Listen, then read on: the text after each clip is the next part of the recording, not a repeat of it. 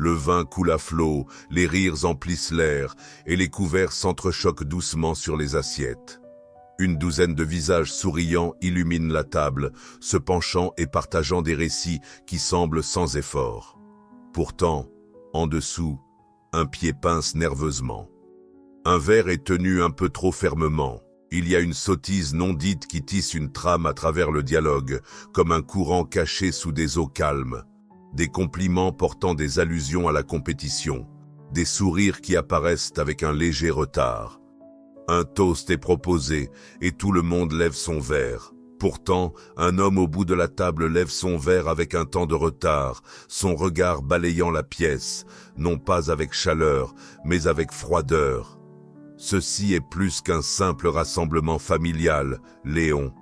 C'est une performance, et les performances les plus poignantes se déroulent souvent en coulisses. Elles se produisent dans des réunions, des mariages, des amitiés, des confessions, dans chaque environnement où les gens portent des masques qui ne reflètent pas entièrement leur véritable identité. Carl Jung l'a nommé le persona, le visage que nous adoptons pour être acceptés socialement. Ce n'est pas artificiel, c'est simplement soigné. C'est l'aspect de nous-mêmes que nous choisissons de montrer afin de rester en sécurité, d'apparaître aimable, d'éviter le rejet. Cependant, cela pose un défi.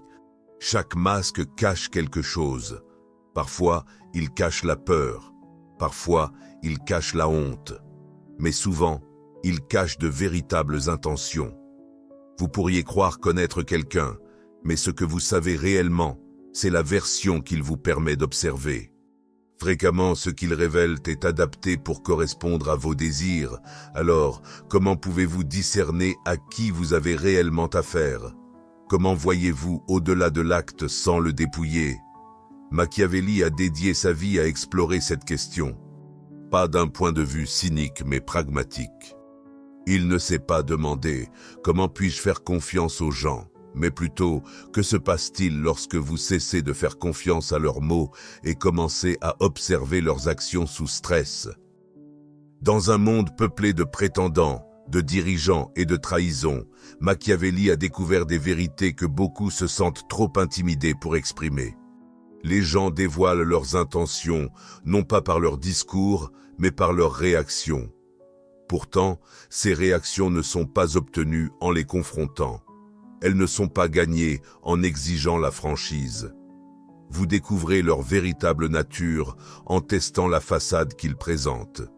C'est le but de cette vidéo, cette évaluation machiavélienne, réflexion psychologique, perturbation subtile, des méthodes discrètes et peu intrusives pour observer le caractère d'une personne se révéler sans qu'elle en ait conscience. En fin de compte, si quelqu'un cache ses véritables intentions, la stratégie la plus efficace consiste à lui permettre de se dévoiler. Le pouvoir ne transforme pas les individus, il les expose. Machiavel l'a reconnu bien avant que la psychologie contemporaine ne le valide. Il a observé des ducs, des généraux et des politiciens passer de l'insignifiance à la tyrannie dès qu'ils étaient libérés de la nécessité de plaire aux autres. Il a découvert que lorsque les individus sont dans un état de faim, d'humilité ou d'incertitude, ils semblent amicaux par nécessité. Mais accorde-leur de l'influence, du statut, de l'autorité ou une opportunité, et leur véritable caractère se révèle pleinement. C'est votre premier test. Donnez à quelqu'un un peu de pouvoir et observez ses actions. Retient-il sa bonté quand ce n'est pas obligatoire? Maintient-il l'équité quand il n'est pas observé? Ou bien renforce-t-il son emprise, modifie-t-il le ton, révise-t-il le récit? Cela n'a pas besoin d'être excessivement dramatique. En fait, il est préférable que ce ne soit pas le cas. Le pouvoir ne concerne pas toujours la domination. Parfois, il s'agit du contrôle d'une entreprise commune, de l'accès à des informations confidentielles ou d'un moment fugace où il pourrait passer devant sans subir de conséquences. Parfois, c'est aussi subtil que de leur permettre de parler sans interruption et de voir s'ils cherchent jamais à vous donner une chance de vous faire entendre en retour. Machiavel a dit un jour, « Il est beaucoup plus sûr d'être craint que d'être aimé ». Pourtant, ce qu'il n'a pas exprimé, c'est la vérité qu'une personne qui doit être crainte après avoir acquis du pouvoir n'en a jamais vraiment été digne au départ. Cela se voit souvent dans la vie quotidienne, le collègue qui reçoit une promotion et commence à ignorer vos suggestions, l'ami qui agit soudain comme s'il avait dépassé la relation, la personne qui change une fois qu'elle sent que vous l'aimez plus, vous amenant à vous demander « était-il toujours comme ça ?» Ou quelque chose a-t-il changé en eux? Rien n'a changé en eux. Vous avez simplement administré le test. Le pouvoir élimine la nécessité de faire semblant. Il retire le masque de l'arrière de la tête et permet de le laisser tomber doucement sans lutte. Ce qui se cache en dessous est invariablement la vérité. Voici l'aperçu. Vous n'avez pas besoin d'attendre que d'autres acquièrent du pouvoir à travers les circonstances de la vie. Vous pouvez l'étendre intentionnellement.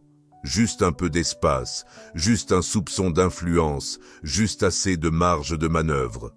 Puis, observez de près. Ceux qui font preuve de cruauté une fois à l'aise n'ont jamais été gentils lorsqu'ils faisaient face à des difficultés. Ils étaient stratégiques.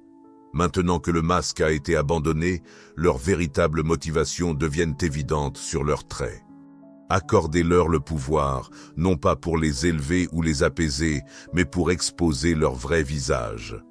Certaines personnes n'explosent pas quand vous les trahissez. Elles explosent lorsqu'on leur refuse quelque chose de mineur, une petite demande, une réponse différée, un non plutôt qu'un oui. Soudain, leur attitude entière change, la chaleur se dissipe, le ton devient glacial et le masque vacille.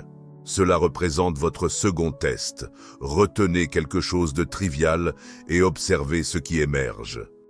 La plupart des gens conservent leur politesse lorsque les circonstances leur sont favorables, quand vous êtes utile, docile et généreux.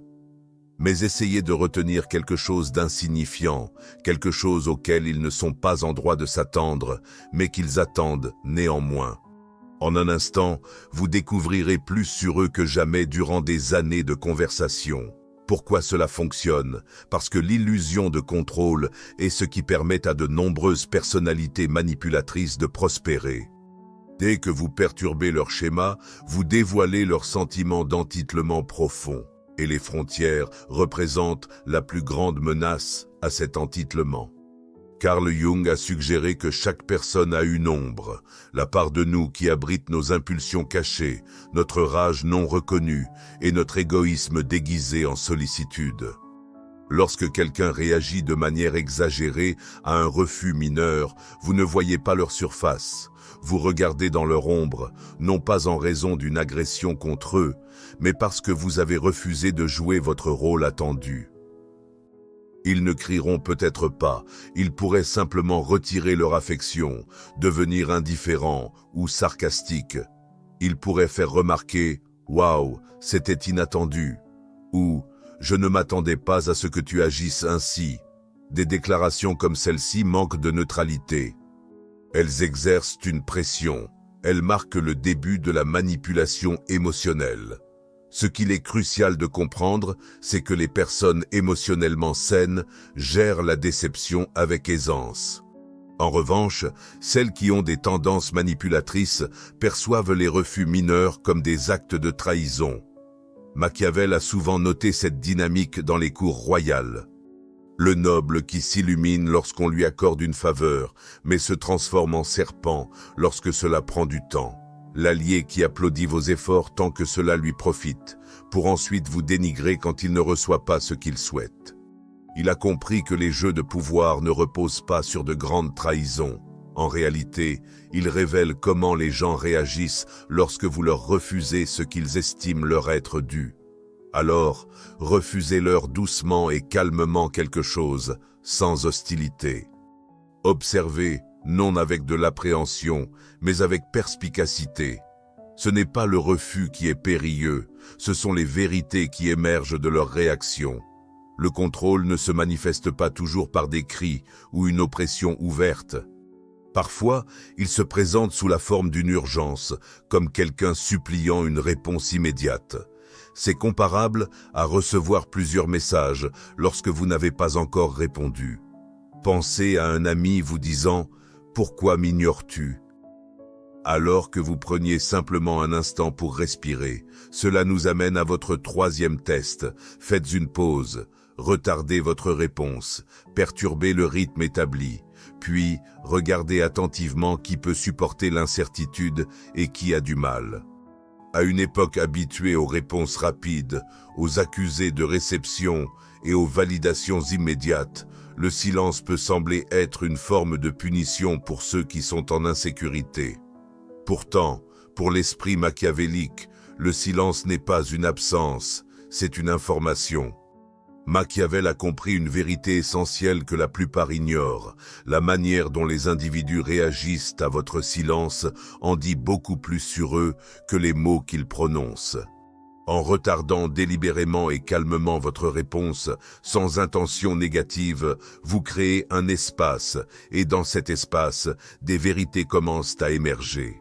L'individu attend-il avec patience, honorant votre temps et votre autonomie?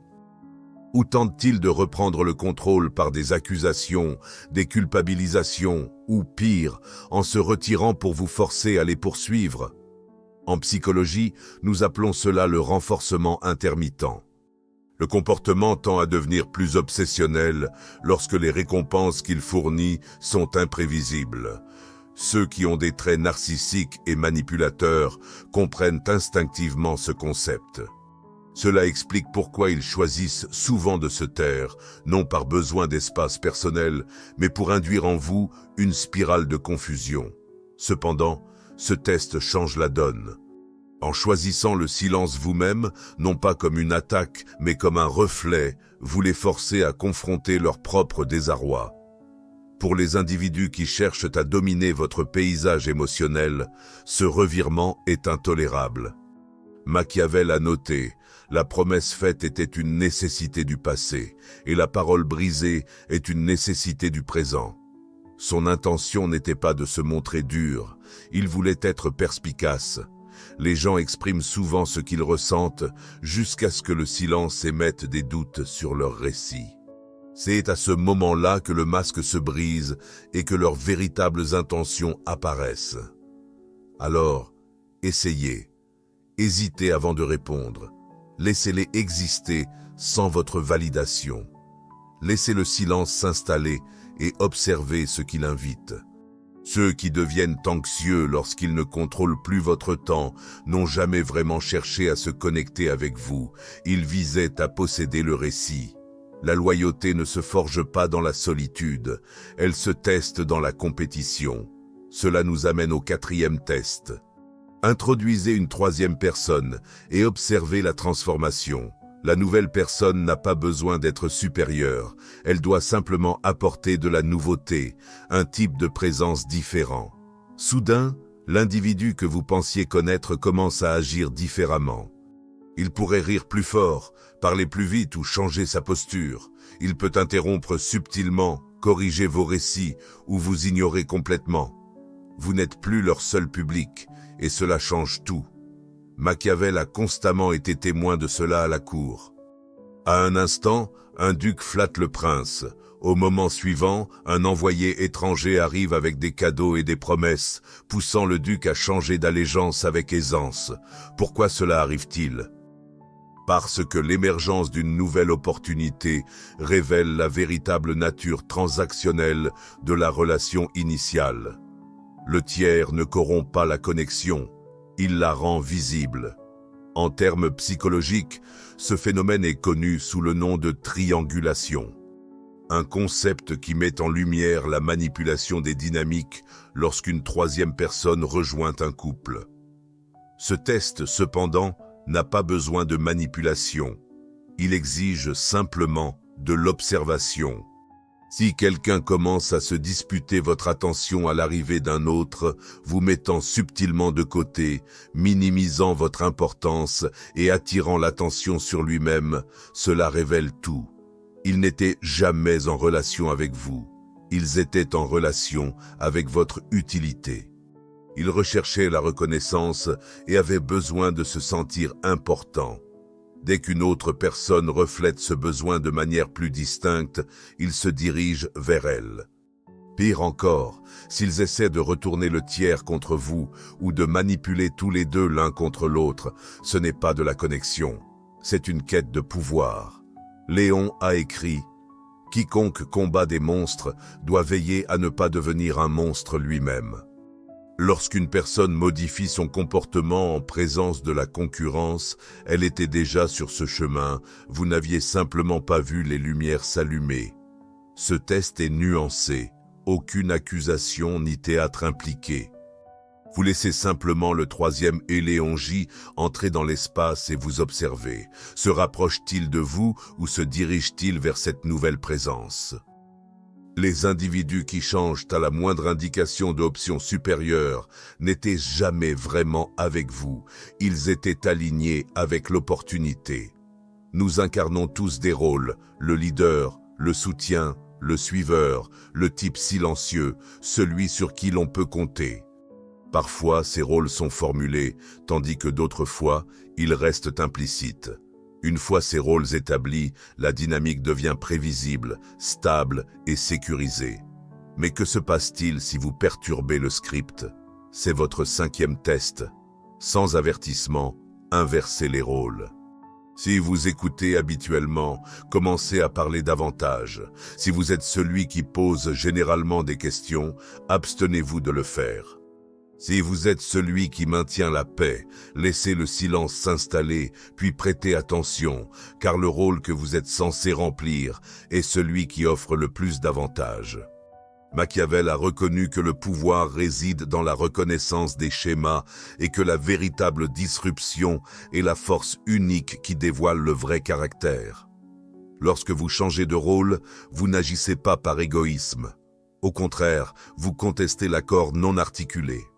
Ceux qui tiennent leur rôle plus cher que leur affection pour vous peuvent avoir du mal avec ce changement.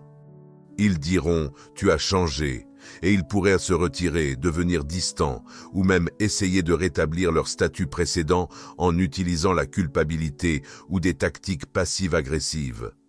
Ce qu'ils entendent vraiment par là, c'est « je n'aime pas la version de toi que je ne peux pas dominer ».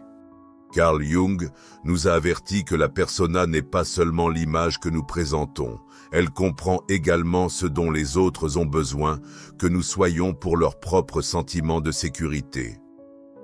Enlever cette façade menace non seulement leur perception de vous, mais aussi la manière dont ils se perçoivent eux-mêmes.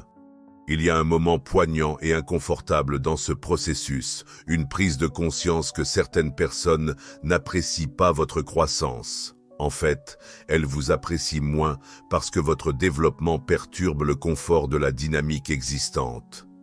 Mais voici l'élément clé. Si votre connexion faiblit face à votre évolution, ce n'était pas une véritable connexion, c'était simplement une limitation. Alors, changez doucement et sans drame de rôle, et observez qui reste. Quiconque chérit uniquement la version de vous qui se conforme n'aura jamais de respect pour celle qui s'affirme. Il y a un moment délicat mais crucial dans chaque relation quand vous exposez une partie de votre essence, non pas le vernis poli ou un récit façonné pour obtenir de la sympathie, mais la vérité brute de votre peur, honte, culpabilité et blessure. À cet instant, le temps s'arrête. Ce n'est plus une performance, mais un acte intentionnel de vulnérabilité. La question critique évolue de savoir s'ils vous aiment, à comment ils vont réagir à ce qu'ils viennent d'apprendre. Cela représente le 6e test, le plus périlleux de tous. Révélez une vérité et observez ce qu'ils pourraient en faire. Machiavel ne met peut-être pas l'accent sur la vulnérabilité, mais il en reconnaissait la profonde signification. Dévoiler vos faiblesses n'est pas un acte de capitulation. C'est une méthode astucieuse pour évaluer l'éthique de l'autre. Vous leur offrez un reflet, puis vous observez pas seulement leurs mots, mais leurs actions. Certains peuvent se rapprocher, tandis que d'autres s'éloigneront. Mais les personnes dont il faut se méfier sont celles qui accumulent silencieusement des informations, les stockant stratégiquement pour une utilisation ultérieure. Lorsque des conflits émergent et que les mots se transforment en dagues, vous les identifierez lorsque votre vérité autrefois sacrée vous reviendra déformée, racontée d'une voix différente, manipulée pour dominer ou rabaisser. Carl Jung a déclaré « Comprendre votre propre obscurité est le meilleur moyen de faire face à l'obscurité des autres. » Pourtant, simplement le savoir n'est pas suffisant. Vous devez également prêter attention à la façon dont les autres y réagissent. Votre franchise n'est pas toujours accueillie avec bienveillance. Parfois, elle fait face à la manipulation. Il y a une cruauté particulière chez ceux qui sourient, tout en rassemblant vos blessures de l'âme, juste pour les exploiter comme levier un jour. Cet examen est vital, non pas pour vous aliéner, mais pour vous protéger. Tout le monde n'est pas digne de la vérité sur qui vous êtes. Le seul moyen d'en juger est de partager un peu de vous-même et d'observer qui le chérira et qui le déformera. Au final, la confiance n'est pas simplement une émotion, c'est un motif. Ceux qui exploitent votre vulnérabilité contre vous n'ont jamais eu l'intention de vous aimer. Ils se préparaient à se défendre. Alors, partagez un fragment de vérité que vous pouvez vous permettre de perdre, non pas pour obtenir l'approbation, mais pour évaluer le caractère. Alors que ceux qui le respectent peuvent être rares, ceux qui en font une arme ont toujours construit leur pouvoir grâce à votre silence. Le dernier défi est le plus difficile, car il vous demande de vous abstenir d'agir. Pas de confrontation, pas de message, pas de démonstration de limite. Juste le silence, juste l'absence. Vous vous retirez non pour manipuler, mais pour observer, non pour punir, mais pour dévoiler.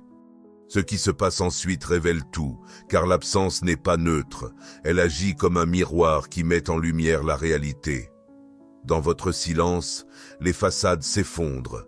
Ceux qui dépendaient de votre présence pour validation, contrôle ou attention changeront. Certains peuvent devenir distants, d'autres peuvent devenir plus bruyants. Certains tenteront de réécrire votre récit pendant votre absence, alimentant les autres avec des histoires altérées concernant votre absence. D'autres peuvent garder le silence mais observeront intensément, comme s'ils attendaient un signe qui échappe à leur contrôle. Machiavel avait bien compris ce concept. Il a exprimé que le silence, lorsqu'il est utilisé efficacement, n'est pas un retrait, c'est un outil de précision, un scalpel pour acquérir du pouvoir. En vous retirant d'une situation, d'une dynamique ou d'un individu, vous créez un vide. Et ce qui s'engouffre pour occuper ce vide, c'est la vérité. Carl Jung a soutenu que le retrait n'est pas une fuite, c'est plutôt un voyage d'autodécouverte, un retour sacré à soi-même après le tumulte des personnalités externes. Lorsque vous disparaissez, même pour un court instant, vous discernerez qui n'appréciait que l'aspect de vous avec lequel il pouvait interagir. Vous prenez conscience de ceux qui dépendaient de votre présence pour leur sentiment de valeur. Plus crucialement, vous identifiez ceux qui restent inconscients de votre absence. Puis vient le moment de votre réapparition. Vous revenez discrètement. Pas besoin de justification, pas besoin d'excuses. Vous réintégrez la pièce, la conversation, la connexion et observez. Vous reconnaissent-ils avec calme ou ressentiment ? Agissent-ils comme si rien n'avait changé, s'efforçant de maintenir le contrôle? Ou prennent-ils un moment pour réfléchir, s'enquérir et se reconnecter sincèrement? Leur réaction sert de révélation ultime, indiquant si votre présence était valorisée, simplement tolérée ou simplement consommée. Certains agiront comme si vous n'étiez jamais parti. D'autres peuvent répondre par un silence passif-agressif. Quelques-uns pourraient réagir avec colère face à votre audace de vous retirer, et il y a ceux qui s'enquerront sincèrement de votre absence, non par besoin, mais par souci. Ils exprimeront « J'ai remarqué ton absence et tu m'as manqué ». Cette phrase incarne la distinction entre domination et collaboration. L'absence n'est pas une tactique, c'est un rite, le creuset où les illusions se dissolvent. En revenant en silence, la vérité que tu cherchais n'a pas besoin d'être vocalisée, elle se tient là, non dite et indéniable. Au final, le pouvoir ne nécessite pas toujours la confrontation. Parfois, il demande simplement de la distance et le courage de rester en silence en attendant que les révélations émergent. L'individu qui peut disparaître sans perdre son essence est celui qui ne peut jamais être réellement contrôlé. Alors maintenant, tu es informé. Tu l'as perçu dans le silence, dans l'évitement, dans le sourire qui est apparu lorsque tu as partagé tes vérités. Tu as vu le masque se fissurer, non pas par la force, mais simplement parce que tu es resté calme assez longtemps pour qu'il tombe naturellement. Ils n'ont pas échoué au test à cause d'un piège que tu as tendu. Au contraire, elles ont révélé leur véritable nature lorsqu'ils pensaient que personne ne regardait. Et maintenant, une question flotte dans tes pensées comme de la fumée. Que suis-je censé faire de cette révélation? Pourtant, voici la compréhension plus profonde, celle que Machiavel a comprise, celle que Jung a insinuée, la leçon que la plupart échouent à saisir à temps. Tu n'agis pas sur cela, tu ne cherches pas à les corriger, tu ne les confrontes pas. Tu ne cherches pas à réparer, ajuster ou plaider pour ta propre valeur. La clarté que tu acquiers n'est pas destinée à la vengeance, elle est pour ta propre libération. Tu ne les as pas testés pour revendiquer une victoire, tu les as testés pour les éveiller. Et maintenant que tu es éveillé, tu peux cesser de participer à ta propre tromperie. Jung a écrit un jour: les gens iront jusqu'à n'importe quel extrême, peu importe combien cela est irrationnel, pour éviter de confronter leur propre essence. Mais ce n'est pas à toi de porter cela. Tu n'es pas ici pour supporter le fardeau du déni des autres, pour clarifier des limites qu'ils refusent de reconnaître, ou pour émousser le tranchant de ta clarté, juste pour rassurer quelqu'un d'autre. Les tests n'ont jamais été à propos d'eux. Ils ont toujours été à propos de toi. De doucement éplucher les illusions jusqu'à ce que seule la vérité reste. Pas une vérité bruyante, mais une subtile qui murmure « Tu en as vu assez. Maintenant, change d'approche. » Donc non, il n'est pas nécessaire de faire un spectacle. Tu n'as pas besoin de leur donner une leçon. Tu n'as même pas à annoncer ton départ, parce que lorsque tu commences à vivre depuis un endroit de clarté plutôt que d'espoir, l'acte prend fin. Tu cesses de plaider pour la reconnaissance, tu cesses de poursuivre des fantômes. Tu cesses de confondre le silence avec la sécurité et le charme avec l'intégrité. Et au sein de cette tranquillité, quelque chose de miraculeux se produit. Les bonnes personnes commencent également à émerger. Pas à travers leurs mots, mais par la façon dont elles préservent ta paix, même lorsque tu n'es pas là. Cette démarche n'a jamais été à propos de les découvrir. Cela a toujours été à propos de te libérer. Alors, la prochaine fois que quelqu'un échoue au test, ne discute pas, ne justifie pas. Tiens simplement à ce que tu as observé et éloigne-toi en gardant ton âme intacte. Parce qu'une fois que tu as entrevu la vérité, l'illusion ne peut plus jamais t'attraper.